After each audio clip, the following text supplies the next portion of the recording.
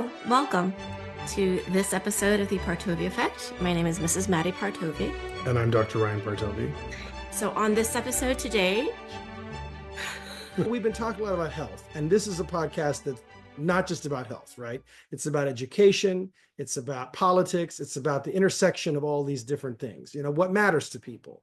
And I think when it comes to education, this is a great segue to beginning a conversation, which I'm going to drop a little seeds here for, about education and really what is optimal for children. And the reality of the matter is that historically, if you look at it, and I promise I won't talk for too long about this, but historically, if you look at it, children did not go to school until they were 6 years old, okay? They stayed at home predominantly with their mother, pretty much, being taken care of, watched, playing. They were playing, doing imaginative play with sticks and twigs and whatever they could find around the house, getting into trouble, right? And then they developed this amazing thing, which was probably about roughly 100 years ago, maybe a little more than that now, called kindergarten, right? Which was for 5-year-olds. It's like, school for, but it was a place where kindergartners, 5-year-olds could come and play, right? And start to meet each other and get to know each other and have fun before they had to start school the following year. It was a place for kids to play in a supervised way, but still doing the same stuff that they were doing at home, just together and at a school. Okay, no problem.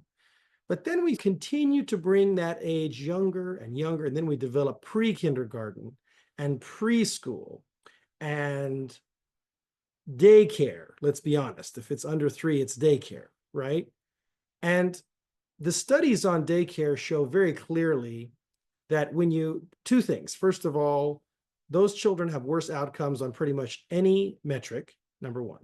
Number two, kids that are put in daycare prior to the age of 3, which is at age 3, it really should be preschool. But under 3, the cortisol level spikes. It's very detrimental to the child's neurological, hormonal, mental development to be away from its mother before right around age 3. So knowing that, what are we doing, right?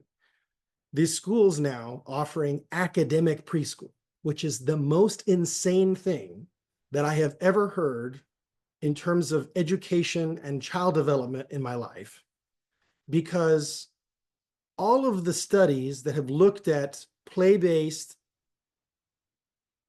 preschools versus academic preschools show that in the short term, in the medium term, in the long term, the kids that attend the play-based preschools do significantly better on every metric.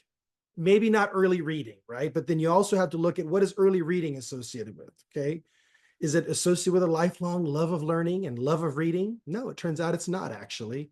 When you learn to read super early, it turns out that you don't typically have as great of a lifelong love of reading as people who learn to read later. I wonder why that could be, right? Really interesting. We should talk more about it. Not right now.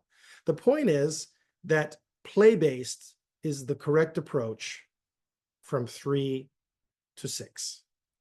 And when they start first grade, then they can start academics.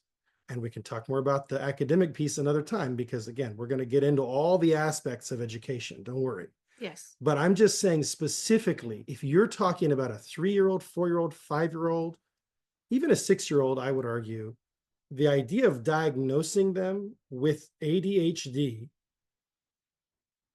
is absurd, because they should not be in an academic environment until at the earliest 6 years old. By academic, I mean where they're being forced. If they have an opportunity for it and they're interested in it, fine. But where they're being forced to learn how to read, how to write, how to do math in a rigorous way. Sit down at your desk, face the teacher, watch what the teacher is writing on the board. All the evidence shows that in terms of especially medium long-term outcomes, there's no benefit of that in terms of achievement, in terms of not just academic achievement, but also in terms of life success, in terms of mental well-being as an adult. There's detrimental effects of all those things. We've even tracked it out now. I mean, you talk about 20-year longitudinal studies, we can go over some of those studies, but they've been done. What do you do when it's the parents that believe that this is the optimal approach? Right. Like, how do Well, you even make a crack in that when they're celebrating it right. on this post with hundreds of comments? Yeah. Like, how is it that it just broke my brain a little and my Yeah. heart? Well, I think part of it is that people are still in this old college prep model, this idea of like, well, if I can get my kid into Harvard, then they'll be set for life, right? And there's a few problems with that. I think that the most obvious problem is that with the advent of artificial general intelligence, oh, I don't know, in the next year or two, most of the jobs that require a college degree will be done by a computer. So the idea that your little tot that's 4 years old is going to go to college and have a degree, which then they're going to apply in some field, maybe what they should be focused on is developing creativity, which, by the way, is something that historically the United States has done better than any other country. And that's because we don't have as much of this academic preschool, but it's become a fad in the past few years. This idea of, oh, I need to go to academic preschool so I can get my kid in the best kindergarten and they can pass all the tests. So the landscape is changing very rapidly. Yeah. But it's all Okay, like and on this college prep trajectory. You get what I'm saying? right. And Yeah. I'm making an appeal to the parents, the mommies and daddies, to really lean in and listen and do your research. Yeah. Okay, so my point was earlier Yeah. that there are so many things, and today we're going to go to battle on the last episode, the last of the series of why we eat what we eat. Is it really a battle though? Because I'm not suited up for war. This is a mind war, okay? Now So, that I get, that I can hear. Absolutely. yes, the war for your mind and for your children's minds. Amen to that. Yeah. Okay. All right. So what's next? What we're watching Bug. What's up, Doc? You know, watching Bugs Bunny the other day with our kids, Speedy Speedy Gonzales. Gonzalez and Sylvester the cat and Daffy Duck. Those old guys. I haven't seen them in years, but I just had the thought of one of them, and I put on a couple of those, and we were watching it with the boys, and they liked it. The reason why I really like Sylvester the cat and Speedy Gonzalez versus like Tom and Jerry, and I know a lot of people love Tom and Jerry. I get it, but Tom and Jerry, there's no talking there. It's all visual, right? But there's a lot of like witty stuff that Speedy Gonzalez says. I mean, it's like he was a funny guy. I mean, you just got to go back and watch some of those cartoons. It's like, so I'm like, were they making this only for kids? No, the truth of the matter is they were making it for all ages, which there's not enough of that content out there anymore. But anyway, that was a funny aside. So why do we eat what we eat? Like, what is there to really make it hit home and like land this plane? Yeah, so we had talked about the 4 levels of nutritional understanding, and the fourth level 3, because I just like to make things more complex, right? No, I created that specifically, and Maddie says, "Oh, you should just change it." I said, "No, I have to keep level 0." To keep level 0 for Bubba and Granny and everybody who thinks that they're an expert at level 0 who really knows nothing about nutrition. But look, at the top level of nutrition understanding, we talked a little bit about it, but really, what does that look like? How does it operate into the practice? How does this look as a patient? I want to talk a little bit about that today. Beautiful. Okay. So what does it look like? So really, nutrition, very personalized nutrition, is the foundation of our practice. It's been the foundation of my practice since my residency, where I did the first residency in generative medicine, which is the application of computer analysis to personalized medicine ever. I actually worked with Dr. Diadamo to create the residency, which then several other people did after me. But we're using software to collect over 200 variables. And we now actually have the ability to marry it with another software program that can pull in all your genetics, but I'm not going to get into that today. Today, we're going to talk about our core software platform, which is SWAMI, which stands for Serotyping with Advanced Modifying Inventories. No, that will not be on the test. But basically, this is a software where we're collecting 200 variables, genetics, some genetics, not the full genome, family health history, personal health history, presenting symptoms, biochemical lab data, biometrics, which are measurements of the body, presenting symptoms. We put all of that into this expert system, and it creates an individualized nutrition plan, recipe book, and meal planner, which you can access either directly or through like a nutritionist who can use it to basically plan out using your nutrition plan to plan out your meals for the week. So nutrition plan, recipe book, meal planner for that person where they are right now on their health journey. It's the most advanced form of nutritional personalization that I'm aware of. If there was anything that was more advanced, we'd be using that. But anything else you wanted to say about Swami before we talk about some other things? Well, I know that it's had a huge impact on me and has altered the lives of so many of our patients. Yeah, no, absolutely. I mean, and So whether it is you're after things that will come as a result, like weight loss, but just that clarity, that living life with real presence and feeling fantastic in your body. It's a right of every human being.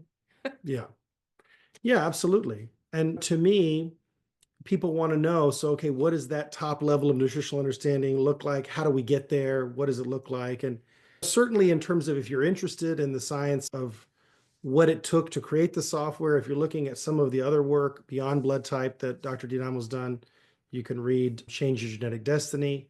That's a great book, and where he gets into the epigenetic archetypes, which part of what the software is doing is it's helping us type you out, like discern which of the epigenetic archetypes you fall into. And those archetypes, the 6 non-overlapping groups, because you can imagine as Dr. Dinamo started looking at this, he said, well, maybe we could create 12 different groups. And then he said, no, there's too much overlap. Well, like looking at 9 and using the software to say, okay, well, no, 9, still too much overlap. So ultimately 6 is where there's not any significant overlap between the different epigenetic archetypes. And ultimately, the software gives us a much better ability to really discern which of those groups people fall into. And what's really fascinating about epigenetics, and I first learned about epigenetics from Dr. Diadamo back in 2005 when he was developing this software. And in fact, I played around at that conference with the first version of the software that we still use in practice today. I think we're like on the 4th version now. But the point is that we're able to basically, using all of this data we're collecting, we're able to impute, to project backwards in the past and look essentially what kind of environmental exposures has your body experienced from about, in terms of the nutritional environment in your mother's body 6 months prior to conception, all the way up through to wherever you are today. And it's basically the cumulative effect, the phenotype. If you remember your basic biology, it's like the product that's been created from that genetic template, given all of those environmental exposures all along the way. And Swami's basically helping us to peel back the layers of that onion and really discern, okay, what all have you been exposed to along the way that has then brought you to where you are now? And then how can we then get back to that genetic blueprint and maybe make some changes, maybe do some renovations, right? And that's what most people want to do. They ended up a certain way, and that's not how they wanted to end up. And so they want to end up in a slightly different place. It's a fundamentally distinct way of looking at nutrition that is, as I've said before, light years beyond what anybody else is doing, because we're looking at not just, oh, you have this disease, you have this diagnosis, what kind of set diet should you have? But we're looking at, based on your genetics and your epigenetics, the volume control settings on your genes, and all other variables, why is it in your particular case that you ended up with this diagnosis? And how can we go back and alter things in terms of gene expression, turn this gene up, turn this gene down, so that you end up with a different result? So for example, 2 people may come into my practice with the same diagnosis, say rheumatoid arthritis, right? But they may leave with a vastly different nutrition plan, a vastly different protocol than somebody with a different blood type, different epigenetic archetype, and a different constitution, essentially, for lack of a better word, than the other person. And so, because of that, the treatment is fundamentally very personalized and very distinct. Anything else that we should say about? Well, I just want to mention some of the results that happen on the other Sure. side of being really coachable and compliant on such a your DNA, your diet. There was Jen, who conventional doctors said, you are never going to have children.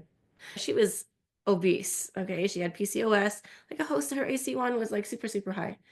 You worked with her for 13 months and she lost a lot of weight. She looks great. She got married and she has 2 children now. Mm-hmm. And then there's our beloved Kiki, who was super compliant during her. She makes a vast comparison between her first pregnancy and her second. She was depressed in her first and very inflamed, and you can see it. The second pregnancy, she took it on, and it was a vastly different experience. All the inflammation went away, and her experience of pregnancy was just very light and joyful. But while you're on pregnancy, Yeah. one of the trickiest things about pregnancy is people often experience things like nausea, right? And the problem there is people will say, okay, I'm feeling nauseous. I'm going to eat whatever I think I can keep down, right? And what they may be doing unwittingly is eating things that are actually then contributing to the nausea the next day, right? And so it becomes even more important, ironically enough, to be compliant with the kinds of nutrition that is going to really match up with your genetics if your goal is to, say, minimize the complications of pregnancy. And for the women that are able to have the discipline, frankly, because it does require a level of mental discipline that I'm not going to diminish or minimize, right? But for the women who are able to do that, I think they really typically see some pretty dramatic results. And the ones who say, well, I'm going to eat crackers or I'm going to eat whatever I can, orange juice, and I'm just picking up random foods. But the point is, just eat what drink and eat and drink whatever I can keep down. That's actually perpetuating the problem versus kind of short circuiting it, which is, Or take like some Zofran and just eat strawberry ice cream. well, I mean, look, I'm not saying that Zofran can't be helpful in severe cases, but what I would say is the strawberry ice cream definitely isn't helping. I don't know who you're talking about, but it doesn't It matter. doesn't Let's matter. not mention their Yeah. name. Okay. Okay, so there is Mrs. M, who lost like 30 pounds within 4 months. And at first, her husband was like, ain't doing the program, but then witnessed her transformation and witnessed his own decline and then said, okay, I'm in. And he's such a great, oh my gosh, advocate, like asking all the questions and can I have ghee? It's really just incredible. And then there was Mrs. P, who was coachable, and you provided her the access to reverse the several autoimmune diseases that she was dealing with. Who, yeah, those are really poignant cases. There's so many more, but please go on. Yeah, well, I mean, I think that's pretty much what I need to say on the nutritional front. I would just say that I think that to me, nutrition really is the foundation of the practice, and it always has been, and as far as I'm concerned, always will be. Oh, what's so brilliant too Sure. about this is that you've handled so many acute cases in the past year, and you're, The past 4 years, but go ahead. yes, Oh my, the past four it's been years. longer than a year. Maybe it would seem that short to you, but it was a little longer than that for me. So this is the most brilliant thing that I've witnessed because I'm on all of those text threads. I am within earshot of all of those Zoom calls. And while these people are acutely sick, you're focusing on diet and Hmm. personalized nutrition. Because you can't be downing Coca-Colas and gluten and all the host of things that are just not optimal when you're sick. Excuse me. Yeah. So No, you I mean, really you provided a key, it's a really good point because I would say that there's even been severe cases of COVID where it wasn't, we got them started on the medications that they needed, the primary FL triple C medications, But it wasn't really until they received the nutraceuticals and started doing the diet, the nutraceuticals being food-derived medicines, and started doing the diet that they really started to see the improvement kick in. And I think that's an essential piece. And I think the nutraceuticals in general are real catalysts and a real driver, regardless of which direction you're coming. So if you're coming from highly personalized nutrition, the nutraceuticals are just going to help you experience results that much quicker.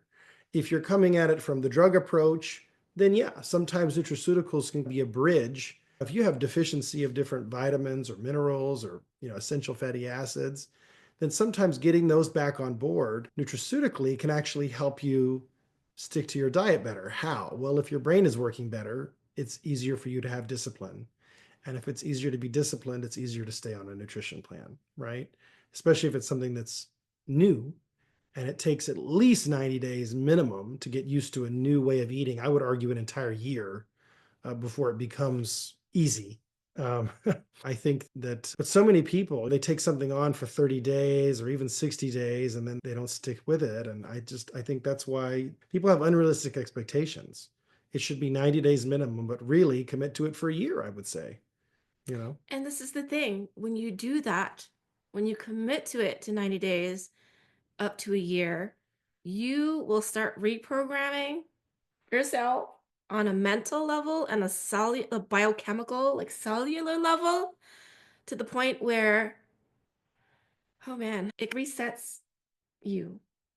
Like it resets your relationship with food and the way that you're consuming food because it's much more mindful, this approach. Yeah.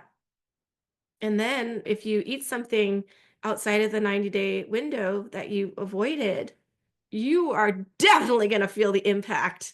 Like, oh, okay, this is the way that my body was burdened before, but this is the way that I can really feel. And you have to be open to it. You have to have that little willingness to start eliminating things that are not optimal for you. Yeah. Okay, because on the other side of it is something that you have no idea about, which is like this extra level of aliveness and alacrity. Cheerful readiness. Yes. And your relationship with yourself just becomes so, what is the word that I'm finding? Grace and ease. Yes, and really present with yourself and with your body instead of avoiding it, instead of medicating in a lot of ways that humans do, Oh, I either. mean, I'm convinced that most people, especially if they're dealing with any kind of health problem in this country, are medicating, whether they realize it or not, on a daily basis with caffeine and or things like Advil, aspirin, Tylenol. I mean, those are such commonly taken medications, Aleve, those kinds of things. I mean, I've known many a patient who just takes those every day, doesn't even think about it. Just like, oh yeah, that's just, I have pain, so I take them every day. Or Or alcohol is a big one. I'm tired, so I drink lots of caffeine. I mean, 4, 6, 8 cups of coffee, you know. And alcohol is the other big drug in our society. That's true. Unfortunately, sometimes combined with Tylenol, which is a bad idea. But yeah, I mean, for people who are dealing with whether it be anxiety, whether it be insomnia, whether it be, I mean, there's that whole story of moms in the Hamptons taking opioids and it's like, well, but yeah, but those are medications typically prescribed by a doctor. I'm talking about people self-medicating, self-prescribing, self-medicating. And that's what I'm saying is I think the vast majority of our society is self-medicating on either some sort of over-the-counter pain medication, alcohol, or caffeine, or some combination of those three. we're being a workaholic. I mean, you can definitely medicate that way. Well, yeah, but that's not really what I'm talking about. Okay. I get where you're coming from, but if we're going to go down that road, I mean, there's so many ways, whether it be screens and video games, whether it be food and disordered eating in terms of sugar and definitely workaholism and et cetera, et cetera. But we can go down that rabbit hole. But I'm talking about specifically in terms of substances and medications, essentially, that people are taking, whether they realize them.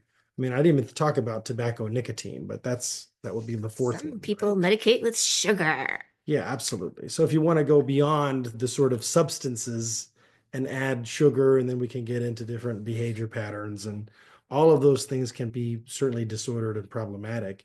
But I would just say that I was talking about the substances in particular. Yeah. And I think that's really a function of their failure to address the core foundation of their health, which is nutrition. Yes. I think that if nutrition were properly dealt with, then people could regulate themselves and their emotions and their energy and their mood without having to go to alcohol, caffeine, nicotine, cannabis, um, and NSAIDs, over-the-counter pain meds. So I interrupted you to make that point about the acute cases of illness. So what is next on the path? Well, lifestyle change. And that's going to be really addressing, first of all, I have this concept that we use in our practice, which is like the pyramid of health. And the pyramid, the foundation of the pyramid is actually sleep. And so making sure that you're not only having good sleep quantity, which is 7.5 to 9 hours for all adult humans. I think it's less than 1% of people actually can thrive at 6 hours of sleep per day. That's a myth. So if you're getting 6 hours of sleep per day, there's about a 99.6 plus percent chance that you're sleep deprived. And 7.5 to 9 hours, if you're getting that on a daily basis, it also then there's an issue of sleep quality, which probably we could do a whole podcast on, but it has to do with kind of the way that your body, how quickly you get into sleep, how deep you sleep, how much of that stage 4 deep sleep you're getting, how much REM sleep you're getting on the second part of the night, all that kind of stuff. So sleep really is the foundation of that. Next level up, nutrition. We already talked about that. Exercise. We could absolutely talk about that. And obviously, depending on fitness levels, depending on genetics, epigenetics, all that stuff, we make very personalized Yes. exercise recommendations that is part of the Swami software. Actually, the software itself makes exercise recommendations to the patients. And if people need implementation support with that, we can provide recommendations, and we do. Did you know there are certain exercises like HIIT that are not optimal for everybody? Mm. Yeah, so that's a very good example. And certainly, like heavy weightlifting, really not actually optimal for everyone. Also, high intensity aerobic exercise, which is what you're getting at when you're talking about high intensity interval training or HIIT, not actually optimal for everyone because it can spike cortisol too much. So, and then there's stuff like yoga and Tai Chi, and that may not be intense enough for some people, right? So that's where we get into a lot of that personalization of exercise, which is right there alongside nutrition. And the interesting thing about the way the pyramid works is if the first level is not in, you're going to struggle with the second level. Why is that? Well, for example, with exercise, it's well known that if you don't have enough sleep the night before, your exercise performance goes down, the likelihood you're going to injure yourself goes up. And so it may not be the best idea, especially to do a high intensity exercise on a day after which you've gotten insufficient sleep.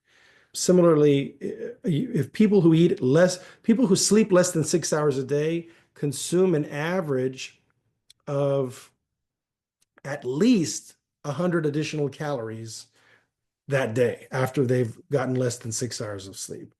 And it tends to go up in terms of the calorie count, the less sleep you got.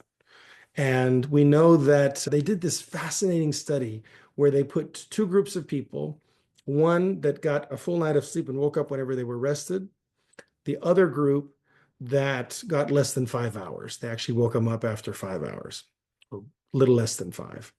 And then they said they gave them access to an all-you-can-eat buffet with all kinds of different foods throughout the whole day. So they could just go and eat whenever they wanted to. And then they measured what happened. So this is how they came up with this data, showing that in fact, not only did the group that had insufficient sleep eat more calories total, but they also ate more, surprise, refined carbohydrates, added sugars, the good stuff, right? And interestingly enough, even though they had access to it, the people who had a full night of sleep and woke up naturally tended not to eat those things, or at least not as much as the other group. So there's a definite regulatory mechanism there that's inherent in our bodies where if we're not getting enough sleep, we're not necessarily going to be gravitating toward the right foods. And I've noticed this in myself. It's funny where we will go to a buffet and I will have had not enough sleep the night before. We don't go to buffets that often, but we do have one or two that we really like. And I will just tell you that I will notice that I know what I'm supposed to eat at the buffet, but I will notice myself gravitating toward the things. I'm like, oh, maybe I'll have indulge a little bit today and have this. And then I'll remember, oh, I didn't have enough sleep last night. That's why I'm doing that. It's so funny, but it's true. If you start to notice these things, and that's a lot about what this information provides for you, is access to noticing when you're not being your best self. Anything else you want to say about either sleep or exercise before we move on to the next, the top tier of the pyramid? Just that you made a great point. It really uncovers these blind spots, and these blind spots have you operating like throughout life. And then when this veil is lifted, there's a whole world of possibility and opportunity for your health and your wellness. Which is like your health is your wealth, right? Dr. Margarita. We love you, Margarita. Yeah, absolutely. So the top tier of the pyramid also has two parts, and that the two parts are, again, if the middle tier is not fully in place, you're A, first you haven't slept, or B, you haven't nourished your body, or C, you've not moved your body, then it's going to be more tricky to put in this top tier. But the top tier is really provides the full triangle, and that's going to be social interaction and fun and play. Personally, I like combining the two. Big with my friends, I enjoy doing like online gaming. So we get to do fun and play and we socially interact while we're doing the fun and play. But it's very important for humans to have some sort of an outlet of play where there's not necessarily having to achieve any objective. They're not necessarily having to produce any result. They're just being playful. They're being fun, right? They're having a good time. And at the end of it, whatever they did or didn't do, whatever they achieved or didn't achieve, it doesn't matter, right? That is absolutely part of the wellness triangle. And then social interaction as well. We're social animals, we're social creatures, and it is isolation, loneliness are some of the biggest health risks. We see that in elderly, we see that in widows and widowers. They have higher risk of pretty much every disease and even all-cause mortality and a risk of death. So, The community aspect of this plan is so powerful. oh yeah, that's a good point. So, so powerful. And a lot of people don't think about that, or they think, oh, I don't really want to share my health issues with other people. But it's like, these are people, first of all, that you will never meet in real life. These are people from all over the country. And there are many of them who are dealing with the same things you're dealing with. And it's an opportunity to be connected to them. And the other thing I would just mention, which I try to explain to people, is I say, look, even if you just come on the calls and you're there and you listen and you say, hi, but I don't have any questions today, but I'm just going to listen, you get so much out of the call. And we get that feedback over and over and over again. People say, I'm so glad I was on the call. I didn't have any questions, but it turns out I actually got the answers to questions I didn't even know I had. And that's really what we find over and over again. But it's also that opportunity to be connected to other people who are on the same journey, on the same path, dealing with the same thing, and at that same point in their life where they're really ready to take on their health and well-being. Yeah, and that kind of connection and openness and authenticity is healing in itself. Yeah. Yeah. Did you want to talk about any more about, and I would say kind of part of what comes out of those community calls, and specifically with regard to the program that we're introducing, there's going to be a specific element to that is going to be community driven Mhm. that will address a lot of the underlying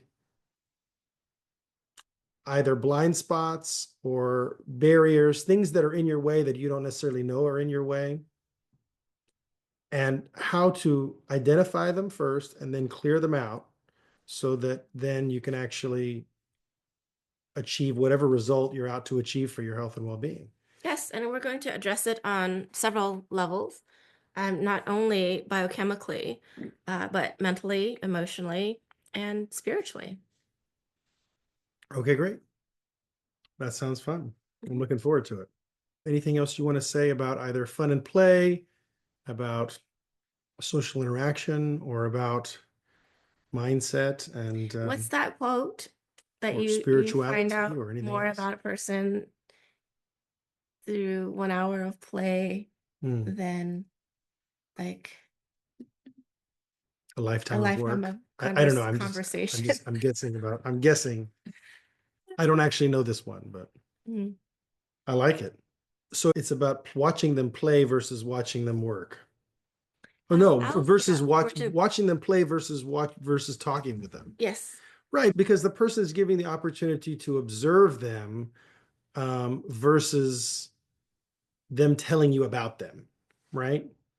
It's like we can have a conversation about something that we're both passionate about, and you're going to learn more about me through that than if I were to give you a lecture about Dr. Ryan Partovi, yes, right? Yeah, makes sense. yes. My friend Yeah. Mary used to say something Is a that lot you, along those lines, you can actually. discover more about a person in an hour of play than in a year of conversations. That's close. Right. Yes. Play-Doh. Play-Doh. Oh, that sounds like it could be Play-Doh for sure. Yes. What's next? So, just in terms of what it really looks like implementing it clinically in our practice, we start with very personalized nutrition, lifestyle change, really addressing all the elements of the triangle. Then we move on to nutraceuticals, food-derived medicines. We've talked a bit about those. Is there anything else you wanted to talk about nutraceuticals? Hmm. Nutri Nutraceuticals? Mhm. Yeah, absolutely. I mean, there's been 15,000 chemicals that have been introduced into our food supply and our soil and the chemicals that are used. I think you're lowballing it. I want to say it's at least 45,000 since the end of World War II, Really? possibly more. Yeah.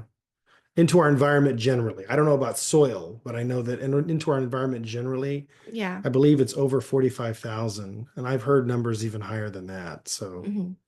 yeah. Yikes. Yeah. So, I mean, what you're pointing to there is the fact that, excuse me, with all these increased toxic exposures, our liver then has so much more to deal with, right? And yet we have a food supply that is inherently deficient. Hmm. Why is it deficient? Well, because we're no longer using traditional farming practices. We're no longer letting fields lie fallow, tilling under, using crop rotation, using manure as fertilizer. All of the traditional elements that Dr. Ross Hume Hall wrote in his epic tome Food for Naught, which I thought was a very clever name. But he wrote that book back in the 1970s, and it basically detailed how these factory farming processes that rely on nitrogen, potassium, and phosphorus just to make basically large vegetables because it helps them grow, but it doesn't actually make sure that they're able to get the nutrients they need. And then meanwhile, you have these horrible farming practices that allow so much runoff of the high nutrient dense topsoil. So they end up mineral deficient. And then if vegetables and fruits, plants don't have enough minerals, then they can't produce as many vitamins, which means we're not getting as many of either when we're consuming them. And in fact, the USDA every 10 years they reevaluate how much vitamin A, vitamin E, vitamin C is in a tomato, how much magnesium is in a cup of brown rice, that kind of thing. So what they've had to do is every 10 years since they started looking at this in the early 20th century, they've had to adjust those numbers downward. So our food supply is gradually becoming more and more nutrient deficient every decade of that goes by. And so because of all of that, because we have this environment where this toxic exposure has just skyrocketed, and at the same time, our nutrients that we would normally have, I mean, just for an example, chromium, right? Chromium, the average intake was between 20 and 1200 micrograms of chromium No, between 200 and 1200 micrograms of chromium 100 years ago. Now it's 20. So you don't think maybe some people are chromium deficient? And what's so fascinating is chromium's primary role in the body is insulin sensitization. So it actually helps insulin work better. So we have now a huge portion, I think it's certainly a majority of our population that's overweight or obese. I've heard 70%, as high as Well, and then 70%. you have the childhood epidemic The of childhood obesity epidemic too. of something like 40, well, at least in terms of chronic disease, I think it's 45% of kids are now dealing with some sort of chronic disease, which of course would include that.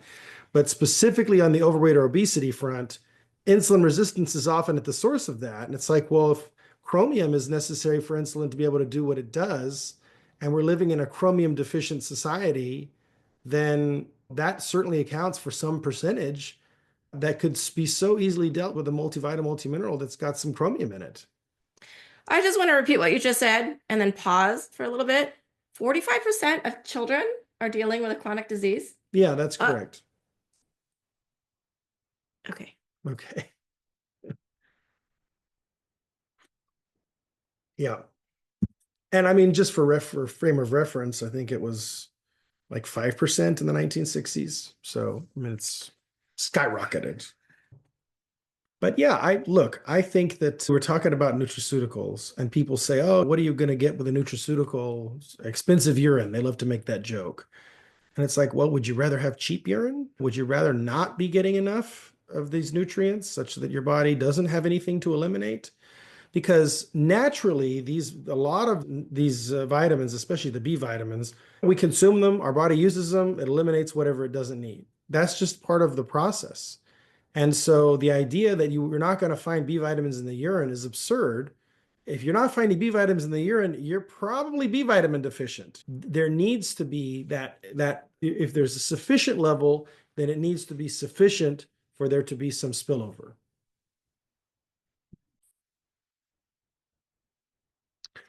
So is there anything else that you wanted to say about nutraceuticals? No, that was so clear and comprehensive. Well, I'm Dr. Ryan Partovi. And I am Mrs. Madi Partovi. Thank you for joining us at the Partovi Effect, creating the consensus. Be well.